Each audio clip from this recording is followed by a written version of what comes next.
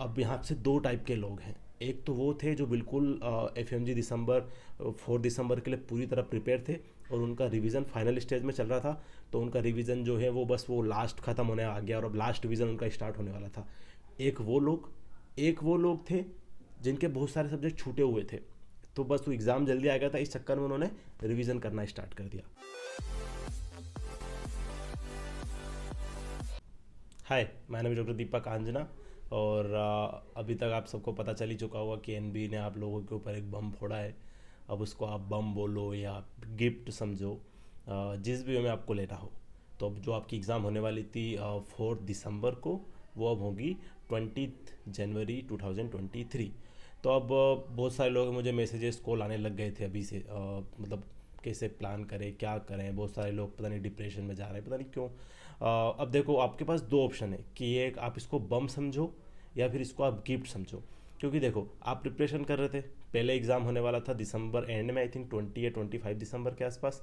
तो वो एग्ज़ाम फिर शिफ्ट अर्ली उन्होंने प्रीपोन कर दिया था 4 दिसंबर। तो हमको लग रहा था कि 15-20 दिन कम हो गए। अब उन्होंने उससे भी ज़्यादा आपको लगभग एक मंथ एक्स्ट्रा, मतलब 20-25 को होने वाला था तो 20 जनवरी दे दिया, तो एक मंथ और एक्स्ट्रा दे दिया। 4 दिसंबर को होने वाला था तो उससे तो आपको कितने 45 डेज़ के आसपास मिल रहा है। तो आप इसको पॉजिटिव वे में लो कि भाई आप इसको अब कैसे इस टाइम को आप यूज़ करोगे। नेगेटिव सोचने से कोई मतलब नहीं है कि डिप्रेशन में जाएं, अरे यार अभी तक पढ़ लिया था, 4 दिसंबर को एग्ज़ाम हो जाता, टेंशन खत्म हो जाती। देखो, टेंशन एग्ज़ाम पास होने के बाद ख़त्म होगी, एग्ज़ाम देने से आपकी टेंशन नहीं ख़त्म होगी। तो ये जो टाइम आपको मिल रहा है, ये टाइम अब इसको आप यूज़ करो कि यार जो भी आपकी अभी तक की कमी रह गई है, उस कमी को पूरा कैसे हम कर सकते हैं। तो ये टाइम उस वे में आप यूज़ करना सोचो इसको। ये बिल्कुल मत सोचो कि यार अब 4 दिसंबर को हो जाता, मैं घूमने का मैंने तो प्लान बना लिया था दोस्तों के साथ, मस्त पढ़ पढ़ के परेशान हो गए, वो सारी चीज़ें। बट आप ये सोचिए कि मैं आप लोगों को डरा नहीं रहा हूँ, बट एक बात को समझिए। अभी बहुत सारे थोड़े दिन पहले पेपर में न्यूज़ आई थी कि दिसंबर 23 से नेक्स्ट हो सकता है, जिसके चांसेस हैं। तो आप ये सोचिए कि ये भी चांसेस हैं कि हो सकता है कि अगर दिसंबर में नेक्स्ट हुआ तो फिर जून में एफएमजी शायद ना भी हो। ये मैं आप में से किसी भी लोग को डराने के लिए बात नहीं बोल रहा हूँ, बट इस चीज़ को भी आप माइंड में रखो ताकि आप प्रिपरेशन ये अच्छे से कर पाओ। ये जो जितने दिन आपको एक्स्ट्रा मिले ना, आप इसको ऐसे यूज़ करो कि यार हो सकता है कि शायद ये ना इनकी कुछ प्लानिंग है कि हो सकता है कि जून में एफएमजी नहीं कराना चाहते हो, भले इन्होंने इलेक्शन वगैरह कुछ भी बहाना दिया हो। बट बाहर भी, मतलब पीछे भी इन बैकडोर में बहुत सारी चीज़ें चलती रहती हैं। तो आप ये चीज़ सोचो कि हो सकता है कि जून का एग्ज़ाम अगर नहीं हुआ तो क्या करना है। तो आपको ये जो एक्स्ट्रा टाइम जो मिल रहा है आज से कल से लेके 64 डेज़ आपके पास है। इन 64 डेज़ में आपको कैसे प्लान आउट, कैसे सारी चीज़ें करना है, मैंने आपके लिए बिल्कुल एक प्लान रेडी कर लिया है। 64 डेज़ में हम 4 रिवीजन आराम से कर लेंगे प्लान आउट। तो उस चीज़ की सोचो, बिल्कुल डीमोटिवेट होने की ज़रूरत नहीं है। माना एग्ज़ाम शिफ्ट होता है, सारी चीज़ें थोड़ा सा माइंड, क्योंकि ऑब्वियसली आपने बहुत सारे प्लान बना रखे थे, वो प्लान के हिसाब से आप चल भी रहे थे, तो वो चीज़ें होती है। अब बहुत सारे लोग ऐसे थे जिनकी प्रिपरेशन अच्छी नहीं जा रही थी, तो उनके लिए तो ये बहुत बड़ा, क्या बोलते हैं उसको, बहुत उनको बड़ा वाला गिफ्ट मिला है कि भैया अब तो चलो, जितना कुछ जो भी हमने टाइम वेस्ट करा है, जहाँ भी टाइम बिगाड़ा है, बकचोदी करी है, अब उस टाइम को आप यूज़ कर सकते हो। अब आप जाग जाओ। जितने भी लोग ऐसे थे जिन्होंने क्लासेस ले ली थी फिर पढ़ाई नहीं करी, या फिर कुछ गर्लफ्रेंड बॉयफ्रेंड इशू आ गए, ब्रेकअप हो गया, कुछ हो गया, जो भी इशू, अब ये आपको ये जीवन दान मिला है। आपको ये जो 64 डेज जो आपको मिला है ना, जीवन दान मिला है। तो इसको आप पॉजिटिव में लो। नेगेटिव तो आप सोच भी लोगे, बहस कर लोगे, ये वो फलाना, अरे क्यों शिफ्ट हुआ, आप कुछ भी नहीं कर सकते। ये प्रैक्टिकली अपने को पता है कि भाई हम कुछ कर तो सकते नहीं, अब होना है तो हो गया।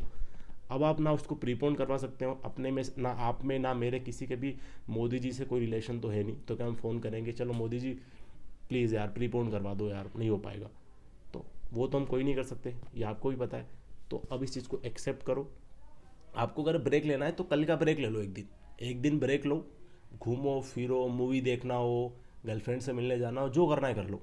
एक दिन ले लो, 2 दिन ले लो, बट उससे ज़्यादा नहीं। 1 और 2 दिन में आप वापस पढ़ाई में लग जाओ। तो 1-2 दिन का ब्रेक, ताकि माइंड रिलैक्स हो जाए। जो भी चीज़ें आपको करनी थी, आप सोचे थे घर मिलने जाने का, भले सोच रहे हो तो आप घर जाके आ जाओ एक दिन के लिए, कोई दिक्कत नहीं है। सारा जो दिमाग का जो टेंशन लोड है ना, उसको ख़त्म करके आ जाओ और अच्छे से पढ़ना स्टार्ट करो। 1 या 2 दिन का ब्रेक, उससे ज़्यादा नहीं लेना है, क्योंकि उससे ज़्यादा लोगे तो फिर से रिदम में आने में आपको बहुत टाइम लग जाएगा। अभी तो एग्ज़ाम में 15-20 दिन ही बचे थे, तो आप बिल्कुल एकदम 12-12, 13-13 घंटे की जो पढ़ाई के मोड में चल रहे थे ना, तो हमको वो मोड नहीं छोड़ना है। इसीलिए हम कम ब्रेक लें, ना ले तो भी अच्छा, बट चाहो तो ले लो।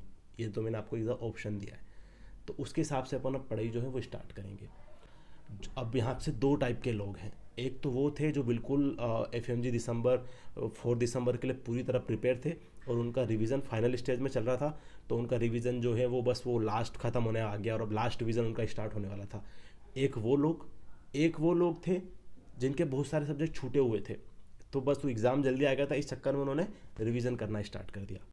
अब जिनके सब्जेक्ट छूटे हुए थे तो ओबियसली मुझे तो पता नहीं कि आप में से कौन कौन से सब्जेक्ट छूटा हुआ है, तो आपको उसके हिसाब से एक अलग प्लान आउट बनाना पड़ेगा। तो अब जैसे 64 डेज हमारे पास हैं, तो जितने भी सब्जेक्ट आपके छूटे हुए हैं उनको कंप्लीट करने में 20 दिन से ज़्यादा नहीं लेना है, 20 दिन मैक्स। उसके बाद जो आपके पास टाइम बचेगा 44 डेज, उसमें अच्छे से रिवीजन करना है। 20 से मैक्स 25 दिन ले लो, पर उससे ज़्यादा नहीं, ताकि बचा हुआ टाइम सिर्फ रिवीजन में। तो जो मैंने आपके लिए 4 रिवीजन बनाया, तो आप फर्स्ट वाले में जो मैंने इसमें 4 रिवीजन है, तो आप जो फर्स्ट वाला रिवीजन है उसमें आपके जो सब्जेक्ट बचे रहे हो आप वो डाल देना उस शेड्यूल में। बाकी जो 3 रिवीजन है वो आप कंटिन्यू कर लेना। जिन लोगों का सब कुछ कंप्लीट हो चुका था, 19 सब्जेक्ट को सिर्फ रिवीजन कर रहे थे, तो ये आप 4 रिवीजन एड ऑन में डालो उसको, और अपने जो सब्जेक्ट है उसके हिसाब से इसमें थोड़ा बहुत आपको ऊपर नीचे जो भी करना है उस टाइप चीज़ें कर लो। तो समझ गए, दो टाइप के लोग, जिनके सारे सब्जेक्ट हो रखे हैं वो आराम से शेड्यूल को फॉलो करो, 4 रिवीजन हो जाएगा आराम से। दूसरे वाले जो लोग जिनके कुछ सब्जेक्ट बच रहे थे, तो इसमें जो मैंने फर्स्ट शेड्यूल में जो दिन दे रखे हैं वो आप उन सब्जेक्ट में दे दो, जो फर्स्ट रिवीजन में जो मैंने डाल रखे हैं वो आप अपने उन सब्जेक्ट में डाल दो। बाकी जो 3 रिवीजन है वो आपको करना है किसी भी हालत में। अब मैं आपको जो बता देता हूँ कि इसमें जो प्लान आउट पूरा जो है, अब ये जो शेड्यूल है आपका, ये शेड्यूल आपकी स्क्रीन पे आ जाएगा, तो अब आप देख लो उसको। और ये जो मेरा टेलीग्राम ग्रुप है, उस टेलीग्राम ग्रुप में भी आपको शेड्यूल मिल जाएगा, तो उसकी आप बिल्कुल भी टेंशन लेने की ज़रूरत नहीं आपको कि वो शेड्यूल कैसे आएगा, ये सारी चीज़ें। अब यहाँ पे जो आपका जो शेड्यूल है, अब इसमें आप देख लोगे टोटल हमारे पास जो है वो 64 डेज है। तो 64 डेज में से जो हमको क्या करना है, अब 64 डेज में हमको अगर 4 रिवीजन प्लान आउट करना है, तो मैंने कैसे उसको डिवाइड किया है, तो मैंने उसको डिवाइड किया है 26 डेज में फर्स्ट रिवीजन, 19 डेज में सेकंड रिवीजन, 12 डेज में थर्ड रिवीजन और लास्ट 7 डेज में फोर्थ रिवीजन। तो उसके हिसाब से मैंने इस चीज़ों को डिवाइड किया है, ताकि 4 रिवीजन और अच्छे से हो जाए हमारे 4 रिवीजन, ताकि कुछ चीज़ें हमारी छूट गई हो ना, तो वो चीज़ें वापस अच्छे से कवर हो जाएगी। तो मैंने उसको इनफ टाइम दिया है, तो उसकी आप टेंशन मत लो। अब इसमें जो फर्स्ट रिवीजन में मैंने टाइम दिया है कि एनाटोमी को अपन ने 1.5 डेज मैंने दिया है, बायोकेम 1, फिजियो 3 और फिजियो और पैथो दोनों मिला के 3 डेज, मतलब 1.5 दिन दोनों को, and physio patho and pharma micro 3 days, PSM OBG 5 days, 2.5 दिन, ताकि ज़्यादा मटेरियल तो हम अच्छे से उसको कवर कर पाए। सर्जरी मेडिसिन को भी 5 डेज, ENT को 1.5 days, ophtha paedia forensic radio 1 days, psychi 1 days और एनेस्थेसिया 1, तो ये टोटल 26 डे। तो उसी हिसाब से आप सेकेंड डिवीजन में देखोगे तो एनार्ड बायोकेम दोनों मिला के 2 days, physio patho pharma micro 1 days, PSM OBG surgery medicine 2 days, ENT 1 days, ophtha paedia forensic radio चारों मिला के 3 डेज और साइकी डर्माथोसिस चारों सब्जेक्ट मिला के 1 डेज, ताकि शॉर्ट सब्जेक्ट है। तो 19 डेज में सेकंड खत्म हो जाएगा। थर्ड रिवीजन में आपका जो है वो एनार्ड biochem 1 days, physio patho 1 days, pharma micro 1 days, PSM OBG 3 days, surgery medicine 3 days, ENT ophtha 1 days, paedia forensic और 1 डेज और रेडियो साइकी डर्मा एनेस्थेसिया और तो ये मिला के 1 डेज, तो 12 दिन में ये। और जो लास्ट के 7 डेज बचेंगे उसमें आपको एनार्ट बायोकेम और फिजियो तीनों एक दिन में करना है, पैथो फार्मा माइक्रो तीनों एक दिन में, PSM OBG सर्जरी मेडिसिन ये 4 सब्जेक्ट 3 दिन में, क्योंकि फोर्थ रिवीजन है, ये हो जाएगा। ENT ऑप्था और पीडिया तीनों मिला के 3 दिन में एक सब्जेक्ट, मतलब PNT ऑप्था और पीडिया आपको करना है एक दिन में 3 सब्जेक्ट, और लास्ट में फिर जो आपका टाइम बच रहा है उसमें आपका फोरेंसिक रेडियो साइकी डर्मा उठे चारों मिला के एक दिन में, क्योंकि जो लास्ट का रिवीजन होगा उससे आपको पन्ने ही पलटाने होते हैं, उसमें ऐसा नहीं आपको सब चीज़ें याद करनी होती।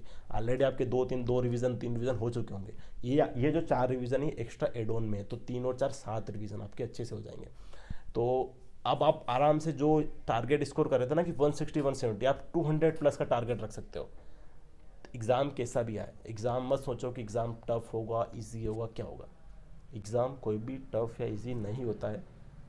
हमने जगह पढ़ा होता है, जैसे मैंने अगस्त 2020 FMG एग्ज़ाम दिया था, सब उसको टफ बोल रहे थे, मैं उसको टफ नहीं बोल रहा था। क्यों? क्योंकि मैंने नहीं पढ़ा था तो मैं फेल हुआ, दिसंबर में मैंने पढ़ा तो मैं पास हुआ।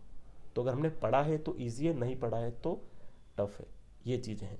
तो उस सब चीज़ों को छोड़ दो। ये शेड्यूल जो है आपको मेरे टेलीग्राम ग्रुप में मिल जाएगा, तो वहाँ पे टेलीग्राम ग्रुप में जाके आप देख लेना इसको शेड्यूल को। और मैंने 4 रिवीजन दिए, हो सकता है कि आपने ऑलरेडी 3-4 रिवीजन कर रखे हो, तो ये शेड्यूल में आपको लग रहा हो कि नहीं ये ज़्यादा टाइम दे रहा है पर सब्जेक्ट को, तो आप अपने हिसाब से कम करके 4 की जगह 5 रिवीजन कर सकते हो, 6 रिवीजन कर सकते हो, वो आपके ऊपर है। ये एक आइडियल है जो मेरे हिसाब से आपको करना चाहिए। और साथ में आप जो है वो 1 आवर पर डे स्नैपशॉट को दो। क्वेश्चंस पे थोड़ा सा ध्यान दो, आप क्वेश्चंस एटलीस्ट कोशिश करो कि 50 PYQ पर डेली के करो, ताकि 50 × 40 मतलब अगले 40 दिन में आपके कम से कम मान के चलो कि 2000 के आसपास, मतलब 1800 MCQ तो हो ही जाने चाहिए, मतलब 6 पेपर तो एटलीस्ट कवर हो जाए अपने पुराने, और उसमें सॉल्यूशन अच्छे से पढ़ो। तो 40 दिन में आपके 1800 MCQ, लास्ट 6 पेपर, और उसके बाद जो 24 दिन बच रहे हैं उसमें उसका एक बार रिवीजन, उसका अपने को उन MCQ का अपने को रिवीजन भी करना है। तो अभी तक हो सकता है कि आप बहुत सारा रिवीजन में बिजी थे तो आप MCQ नहीं कर पाए हो, या आप स्नैपशॉट नहीं कर पाए हो, बट अब आपके पास वो टाइम है जो बच गया था, उन चीज़ों को एड ऑन करो। यूँ मानो कि ये जीवन दान मिला है। तो जो लोग भी डिप्रेशन ये सोच रहे हो सकता है कि भगवान ना करे, पर हो सकता था कि हो सकता है कि प्रिपरेशन में कुछ कमी थी, उस वजह से आप दिसंबर फेल हो सकते थे। अभी आपको जीवन दान मिला है, ये डेज आपको एक्स्ट्रा मिले हैं। मतलब अभी सोच लो कि भगवान ने आपका रिजल्ट देख लिया था और आपको टाइम दिया है वापस से भगवान ने कि भाई अब पढ़ ले, वरना फिर से 6 महीने नहीं रुकने दूंगा। और वो जो मैंने आपको बात बताई है कि जून में एग्ज़ाम शायद ना भी हो, अगर दिसंबर में नेक्स्ट हुआ तो, क्योंकि हो सकता है इसलिए इन्होंने इस चीज़ को पोस्टपोन किया हो। मैं इसको कोई 100% किसी भी वेरीफाइड सोर्स से, किसी भी सोर्स से नहीं बोल रहा हूँ, मुझे इस चीज़ का बिल्कुल आइडिया नहीं, ये बस मेरा एक दिमाग में मुझे एक अंदाज़ा लग रहा है ऐसा। तो उसके चक्कर में आप ऐसा नहीं कि आप लोड लेने लग जाओगे यार अब कैसे होगा, कैसे पढ़ूँ, क्या करूँ, फलाना ये वो नहीं। स्टार्ट करो, जो प्रोसेस चल रही थी उसको चलने दो, बिल्कुल भी उस चीज़ को टेंशन मत लो, चीज़ों को कंप्लीट करो, रिवाइज करो, और ये जो भी डेज मिले हैं इसको एक जीवन दान मान के अच्छे से प्रिपरेशन स्टार्ट करो। बाकी बहुत सारे ऐसे लोग हैं जिनको पर्सनली अपने सब्जेक्ट उनके कि बहुत सारे बाकी थे, तो उनको इस स्ट्रेटजी के हिसाब से उनको कुछ अपना पर्सनल प्लान बनाना है, तो आपको कमेंट सेक्शन में लिंक मिल जाएगी जूम सेशन की, आप वहाँ जाके मुझसे 1-to-1 जूम सेशन बुक कर सकते हैं। तो अपन मिल के 1-to-1 बात करके जो भी आपकी चीज़ें कमी रहेगी उसके हिसाब से एक पर्सन आपके हिसाब से प्लान बना देंगे। बाकी तैयारी करते रहो, मोटिवेट रहो, बिल्कुल भी डिमोटिवेट होने की ज़रूरत नहीं है। प्रीपोन होता तो हमें दिक्कत होती, पोस्टपोन में हमें क्या दिक्कत है यार, एक्स्ट्रा टाइम मिल रहा है ना, तो बस उस चीज़ को टेंशन छोड़ो, अच्छे से पढ़ो, अच्छे से रिवाइज करो, हमेशा मोटिवेट रहो। और अगर इस चैनल से आपको हेल्प, थोड़ी भी हेल्प मिल रही है तो प्लीज़ इस चैनल को सब्सक्राइब करो। Thank you so much.